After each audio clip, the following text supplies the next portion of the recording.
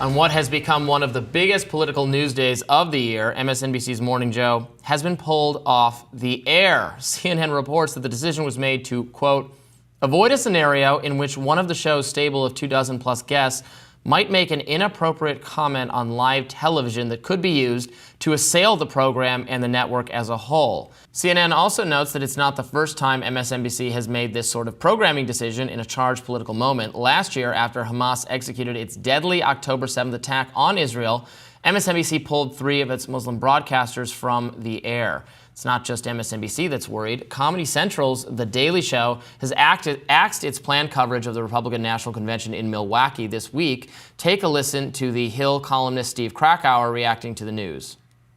But if you can't trust Joe Scarborough and Mika Brzezinski to lead a news coverage of that, what does that say about the program itself and the network itself, which every night when it comes to breaking news or a big political night and primetime is led by its opinion hosts as well. So I think this is enormous right now. Spectator editor-at-large Ben Domenech similarly wrote on X, quote, NBC doesn't trust Joe Biden's favorite show to not damage the network with their comments on the assassination attempt. Joe and Mika and friends officially benched. To which National Review journalist Charles Cook wrote, quote, just wait until they find out about Joy Reid. So I think this is a massive indictment of Morning Joe, of Joe Scarborough and Mika Brzezinski, that their own network does not trust their commentary on like the biggest day in news history in a while, reacting to the major political news stories.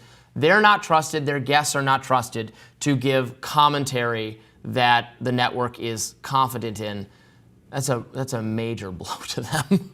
They could have given commentary on Biden's big 59-minute Q&A that went exceedingly well. The same day he called Zelensky President Putin and then went on to give commentary and call Kamala Harris Vice President Trump. They didn't want to talk about that. These are very easy people to confuse. You know, anyone could make that mistake. Right, yes.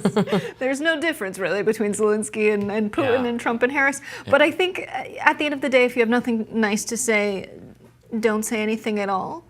It's like advice you give to a child, not to newscasters. not to your newscasters, not to your pundits. Not to your trusted anchors on Morning Joe. Yeah, I think it's shocking, and I think they probably feel a little bit silenced right now. They probably feel like their network precisely doesn't trust them to give commentary, what they were hired to do. That's probably a difficult position to be in, and I bet they're questioning their position at the network. The decision by MSNBC to remove their Muslim anchors from the show, I felt similarly about. Why are you silencing people on one side of an issue? Let them give their commentary. To think that we're in a place where potentially words are so dangerous that they can't speak at all is scary.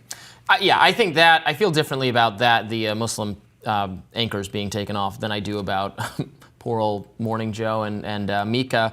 Well, now, first of all, in that case, MSNBC, well, I don't know if they denied it. They didn't address it, whether it was done for that reason. Mehdi Hasan was one of those figures and has not, as far as I can tell, subsequently said that that was the reason. And I don't know why that is, if it was in fact the reason. Now, I think it was a bad idea, to be clear, to not allow the views of Muslim anchors who might have offered a different or dissenting commentary on what was going on Gaza, although I shouldn't presume to have known what they were going to say about it just because they were Muslim, that they were going to say something counter to the Israeli narrative or whatever it was. That seemed like a very, content-based kind of act of censorship, if that was indeed the reason, which I'm perfectly willing to believe it was, although even the 3 victims of it have not said so thus far. In this case, I guess this is, it's kind of a heavy-handed. Their views are being suppressed by their employer. I mean, there's no way around that now, and you can think that's bad, but like, what does it say about that? This is Joe Biden's favorite show. It's his like major source of news. He called into it. Well, yeah, what's he gonna watch? But yeah, he called into it and was like, and they were like, "Thank you, Joe." Yeah, maybe that's why they're taking him off. They don't want Joe Biden to have the opportunity. It ended up being bad for his campaign. Yeah. But it just says something not so good about your news commentary that your bosses are afraid of it at this, again, at a day where that you want to be firing on all cylinders. I'm sure you woke up energized today. I did. I just got back from Las Vegas. I knew we were going to have a big show today. There's so much to talk about. We were able to, finally react and discuss the attempted assassination of Donald Trump. And find appropriate guests with, I'm sure, less staff than Morning Joe has. Yeah, we have about zero staff. We won't get into the production difficulties we've had as of late. Everyone behind the scenes on Rising, by the way, is working as hard as any human beings on Earth right now to deliver our show. Harder than Morning Joe this morning. Yeah, that's true. Maybe we can see if they want to help edit clips or something if Joe needs a job right now. But yeah, it's sucks to be them, I guess. And people will lose their jobs over things they've tweeted and said. We already had Representative Benny Thompson fire a staffer over controversial post following the attempted assassination.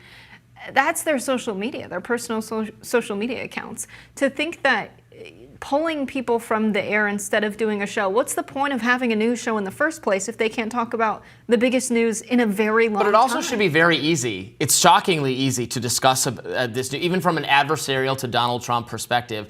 It is very easy to say that, let's say, okay, I'm putting on my Morning Joe disguise right now. I'm Joe Scarborough, and I oppose Donald Trump. I think he's a threat to democracy. I am very concerned for our country. If Joe Biden is not reelected, we're going down a very dark path. Donald Trump is a bad man, and his policies are bad, and I can't stand him.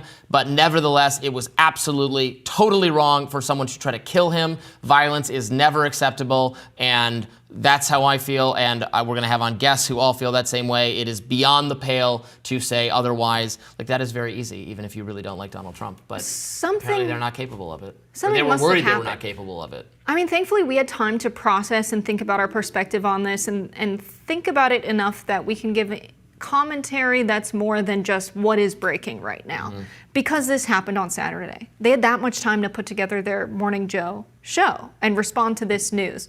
This tells me that something about what was discussed, someone's opinion could have been, I want this guy dead, he should be taken out. Someone must have said something to indicate that they should not be on air. They had time to talk about what they would say. They had time to put together a show. This wasn't just some random decision. This had to come out of some kind of production meeting about what would be discussed and who they'd have on.